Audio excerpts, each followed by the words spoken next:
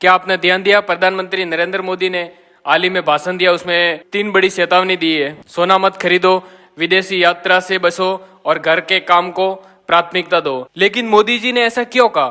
क्या यह कोई आर्थिक मंदी का संकेत है या भारत को महाशक्ति बनाने का कोई गुप्त प्लान? सबसे पहली बात, मोदी जी ने कहा कि तिजोरियों में सोना भरकर देश का पैसा ब्लॉक न करे।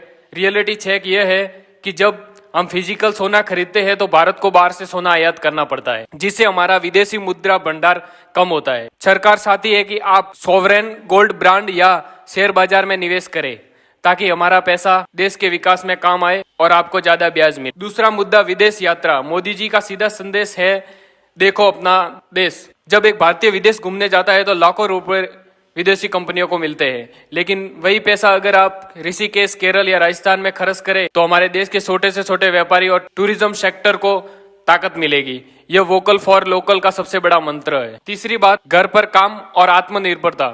मोदी जी ने घर से काम करने, होम बेस्ड वर्क को बढ़ावा देने की बात की। मोदी जी ने घर के काम करने और होम बेस्ड वर्क को बढ़ावा देने की बात क्यों की? उसका उद्देश्य शहरों में भीड़ कम करना और गांव कस्बों तक रोजगार पहुंचाना। डिजिटल इंडिया के जरिए अगर आप घर बैठे दुनिया भर का काम कर रहे हैं तो आप ईंधन बचा रहे हैं, समय बचा रहे हैं, देश को प्रोडक्टिविटी बढ़ा रहे हैं। तो दोस्तों, मोदी जी के इन सुझावों का मतलब कंजूसी करना नहीं, बल्कि भारत की अर्थव्यवस्था को लोहे जैसा मजबूत बनाना है। क्या आप अपने सोने और छुट्टियों का प्लान बदलने के लिए तैयार है? अपनी राय कमेंट में बताइए और सच जानने के लिए हमें फॉलो करें।